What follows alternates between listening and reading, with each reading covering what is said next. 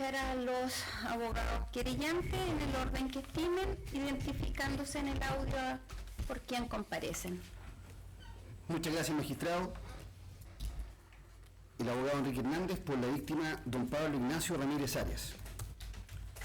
Señora Presidenta, señores magistrados, me corresponde la misión de exponer al tribunal hechos que ya han sido tanto leídos por su señoría como también reiterados por el señor fiscal. Ahora desde el punto de vista de la víctima a quien yo represento. El día 29 de julio, el triste día 29 de julio para don Pablo Ramírez Arias, él fue a su trabajo como todos los días. El lugar de trabajo, ya se ha señalado, no es una sucursal de pago, como se ha dicho, es una caseta de pago, algo más grande, si el tribunal me lo permite, a un kiosco de diarios y construido con materiales de carácter sólido para poder permitir la actividad de cobro y pago de documentos en dicho lugar. Es decir, una caseta que no tiene más de 2,5 por 2,5, lo que nos da una superficie bastante reducida. Y en este lugar, su señoría, es donde ejercía sus labores don Pablo Ramírez. A esa fecha, un cajero de esta caja recibidora y pagadora, a esa fecha, padre de familia y además estudiante, puesto que, como toda persona joven y pujante, se encontraba perfeccionando su carrera de prevención de riesgos para poder optar a un mejor empleo, a un mejor lugar de trabajo. Y es en esta circunstancia, su señoría, donde nos encontramos frente a quien hoy ocupa el lugar de encartado, que junto a otra persona, su hermano, hoy día fallecido y como este tribunal sabe también sobreseído, eligen este lugar no casualmente. No es un producto de la casualidad, es producto de una planificación minuciosa. No podemos acá pensar lo contrario, puesto que existe en este mismo juicio un hecho que está calificado como hecho número 1 en el mismo lugar y en las mismas circunstancias. Pues bien, conociendo el encartado la existencia tanto de valores, dinero, documentos valorados, esperó junto a su hermano que la luz día fuera decayendo, eligieron un horario determinado y al mismo tiempo asegurando que la cantidad del supuesto o posible botín fuera mayor para acometer y para ejercer esta acción. El tribunal leyó, al momento de reproducir las acusaciones, que nuestra parte le imputa al encartado la circunstancia agravante del artículo 12, número 3. Y nosotros hemos planteado que se actuó con alevosía, su señoría. Me permitiré leer una definición que se ha dado en la doctrina.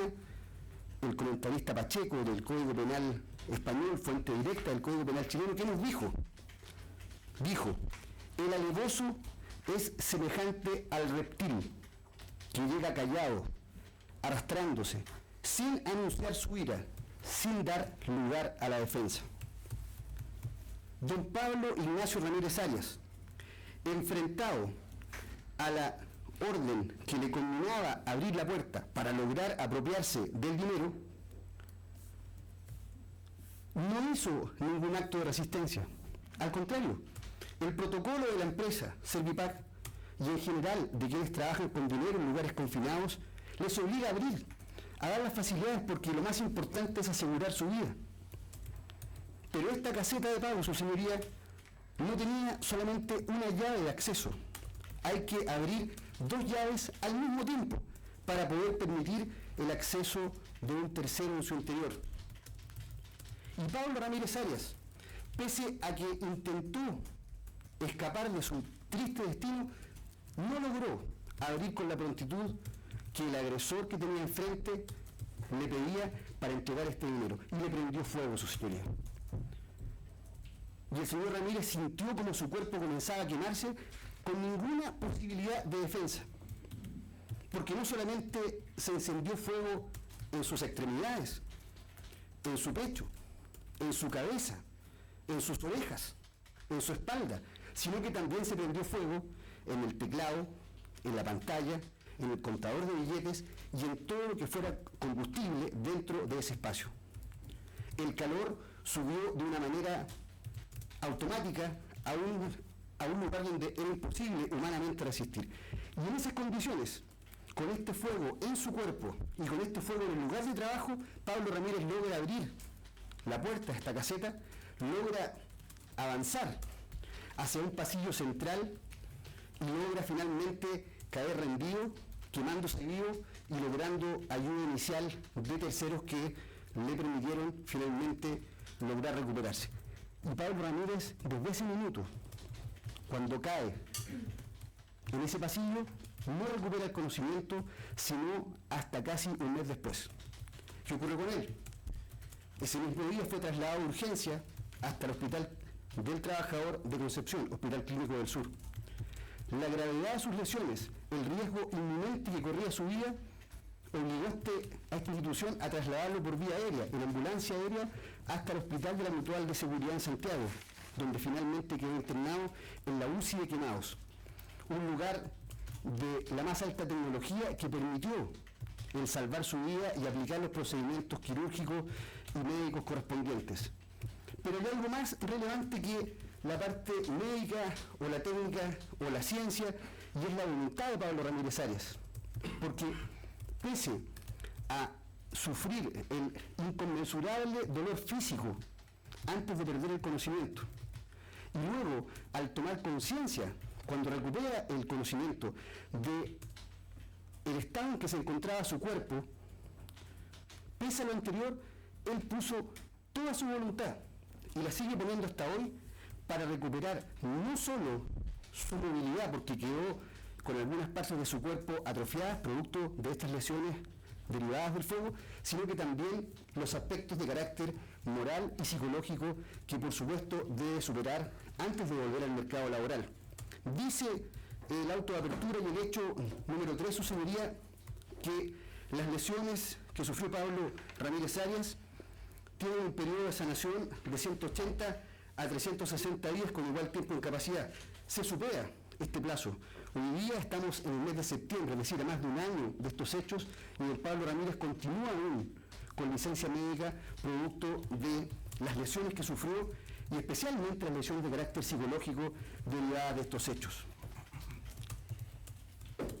Así las cosas, su señoría, don Pablo Ramírez, recuperado ya su conocimiento y la voluntad, desde el primer minuto, tanto a través del abogado que les habla, que lo representó junto con otro colega, y también él mismo manifestó la voluntad plena de colaborar con la investigación.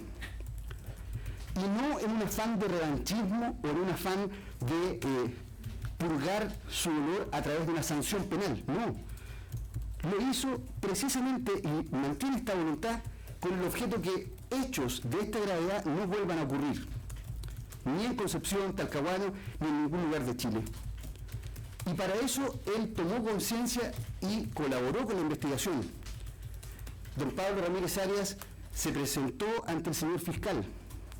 El señor Ramírez Arias prestó declaración y logró identificar a sus dos atacantes de manera absolutamente precisa, de manera absolutamente concordante con quien hoy ocupa el lugar del cartado en este juicio.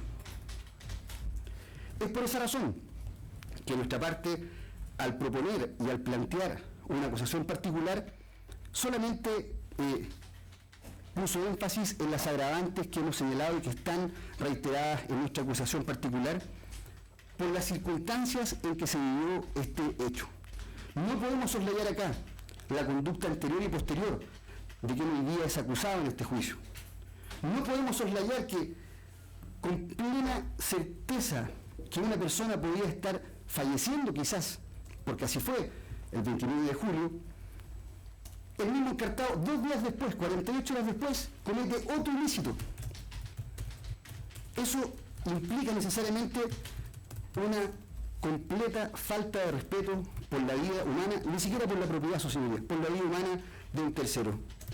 Y es eso lo que nos ha llevado a pedir el máximo de la sanción que legalmente en nuestro sistema existe en contra de un menor de edad a la fecha del hecho, porque hoy día ya es mayor de edad, pero a la fecha de los hechos sí lo era, y es esta internación en régimen cerrado por 10 años, que es lo máximo que la ley permite al efecto. Solicitamos entonces que al momento que este tribunal resuelva tanto nuestra acusación particular como la demanda civil, se tengan presentes los hechos que se han planteado en este alegato de apertura. Y en este último extremo, en la acción civil, que se funda principalmente en los daños morales sufridos por el señor Ramírez, hay que agregar que a la fecha en que ocurren los hechos, él era el único sustento de la familia. Ya lo dije, trabajador, padre de familia, estudiante y único sustento de su familia.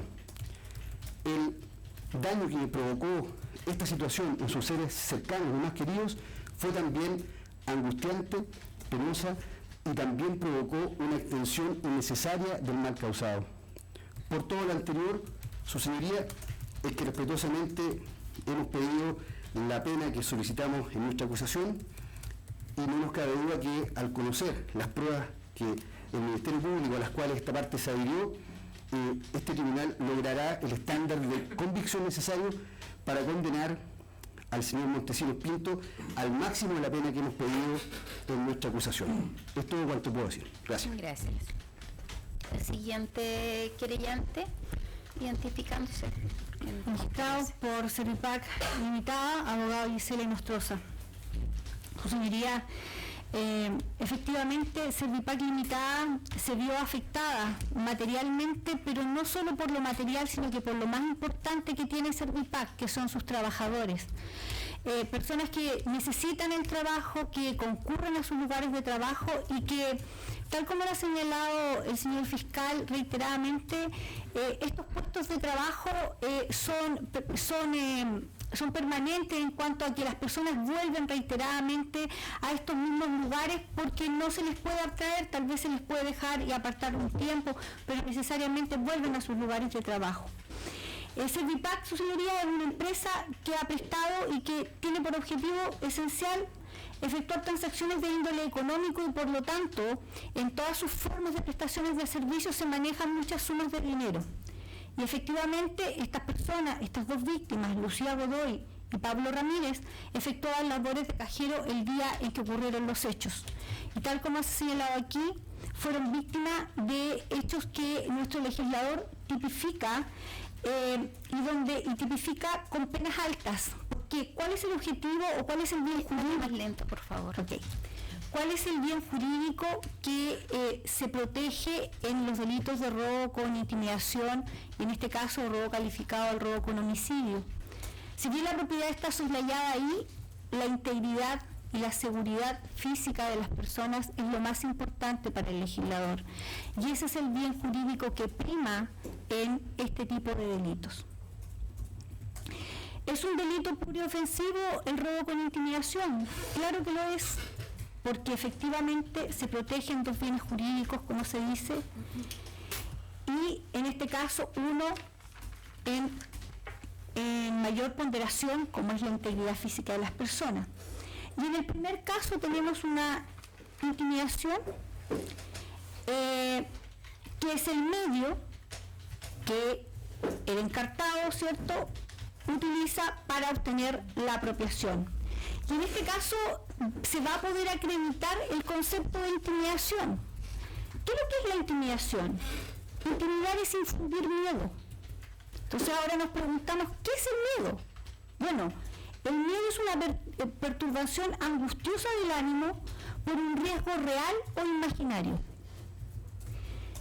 Y aquí, cuando nuestro legislador y la doctrina se ha querido referir a la intimidación, han dicho que la intimidación tiene que reunir algunos requisitos y nos remite a los requisitos de las amenazas. Y en este juicio se va a poder acreditar claramente que esta intimidación cumple los estándares que nuestro legislador ha querido establecer para estar frente a una amenaza que intimide. Porque no cualquier amenaza es intimidatoria.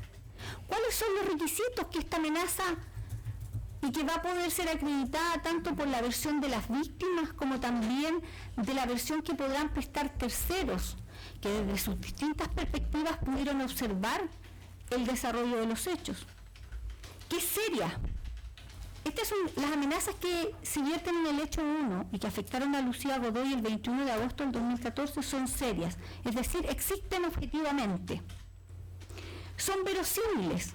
¿Por qué? Porque el mal con que se amenaza es posible de realizarse, y en el caso de Lucía Godoy, tanto es así que es rociada con un líquido que tiene, según su percepción y la de terceros, olor a combustible o a un elemento de esas naturalezas inflamable. Grave. Claro que es grave la amenaza. ¿Y qué significa que sea grave? Bueno, que atente contra la integridad de las personas.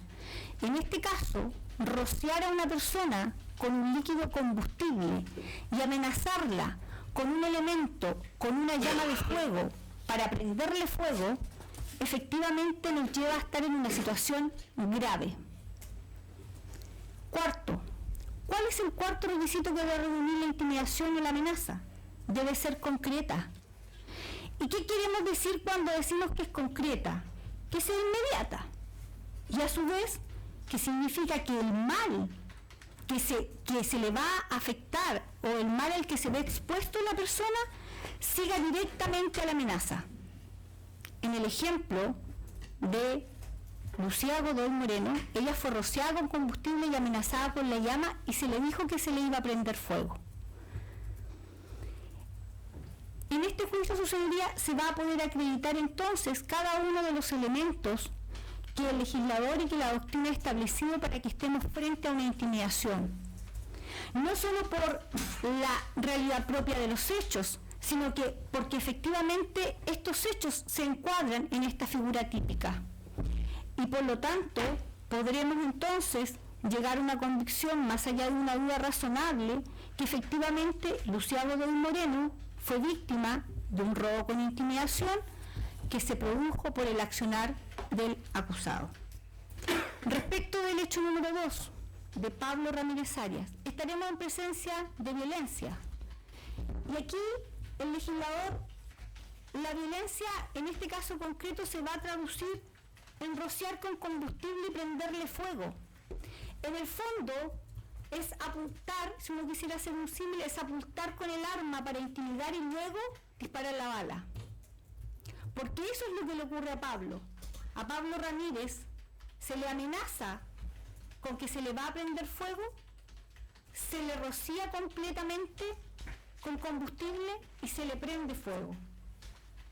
Y obviamente esta violencia ejercida sobre él, que se ejerce de la misma manera que en el hecho 1, le provoca entonces la muerte, que en el fondo no se logra consumar por hechos independientes a la voluntad de los encartados, porque efectivamente él logra tener la atención médica adecuada que le permite sobrevivir y poder hoy día presentarse en este estrado y poder dar cuenta directamente de lo que a él le ocurrió el día en que él salió a trabajar, como salimos todos a trabajar, y a obtener, ¿cierto?, una remuneración para poder vivir.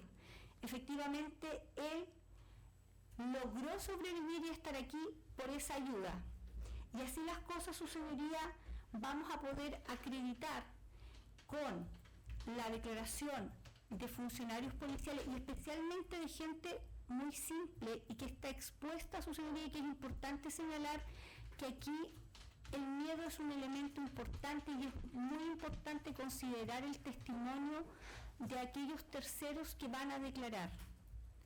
Frente a estos dos hechos deleznables, porque demuestran muy poca preocupación por la vida humana, no es menos cierto que personas que prestan servicio en ese lugar y que por muchas razones no pueden cambiar de trabajo y tienen que volver al mismo sitio o al mismo lugar, tengan miedo de prestar declaración, pero han sido muy valientes y van a dar cuenta tanto desde sus inicios de la declaración, desde el juicio, de la investigación, que efectivamente vieron y cuál es la participación que le corresponde al encartado en este juicio como autor ejecutor y autor directo de estos dos delitos de robo, en el primero con intimidación y en el segundo con violencia. Y es por esto, su señoría, atendiendo la gravedad de los hechos, atendiendo a la extensión del mal causado, porque efectivamente Servipac como institución no solamente ha visto mermada a sus trabajadores, que es lo más importante, sino que también ha sido víctima de la sustracción de sumas de dinero, 6.511.000, como dice la autoapertura, y también en este caso, cuando se incendió el lugar o el espacio físico de trabajo, también se afectaron elementos elementos o objetos tales como son los contadores de dinero, el computador y en sí el lugar específico de trabajo. Así las cosas, su señoría, por atención de la extensión del mal causado en este caso, es que se ha solicitado la pena máxima que le corresponde al encartado en la situación en la que se encontraba a la fecha de comisión de los hechos, esto es que aún no cumplía los 18 años de edad, y por lo tanto se pide la pena que se ha solicitado, con las agravantes también que se hicieron valer oportunamente. Gracias.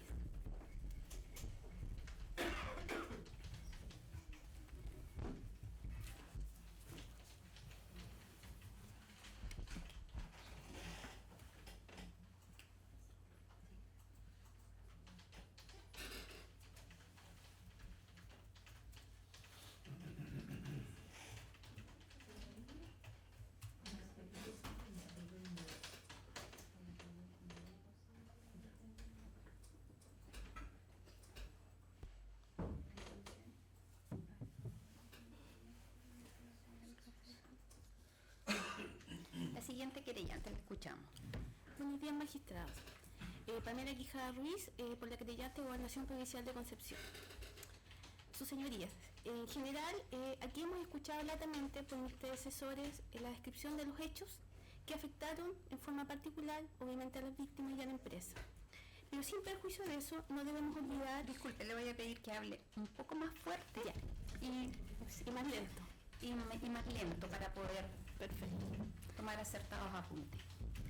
Sin perjuicio de lo anterior y de la afectación particular que tuvieron las víctimas y la empresa, no podemos olvidar que aquí hay tres hechos que fueron descritos y por los cuales se acusa al señor Montesino, que indudablemente afectan a la sociedad en su conjunto.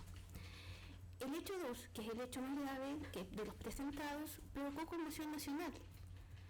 Es evidente que salió en todas las noticias, es evidente que acá están los medios de prensa también, y que ha sido un caso que ha sido seguido desde su ocurrencia.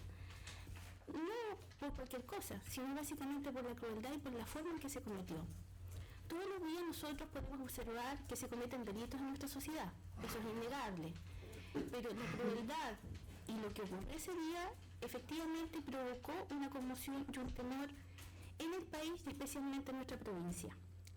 En ese sentido, la Gobernación Provincial, como representante del Estado, tiene que garantizar a la sociedad en su conjunto el orden y la seguridad pública. ¿Y qué entendemos por orden público? Básicamente entendemos normas, principios que nos permiten vivir en una sociedad ordenada, que nos permiten vivir a todas las personas en una sociedad donde nuestros derechos sean respetados y donde podamos desarrollarnos en forma integral y a plenitud. Ese orden público debe estar siempre presente. En este caso, y como ya mencionó el Ministerio Público, no sabemos por qué el acusado no respeta esos principios, no está de acuerdo con seguir esas normas.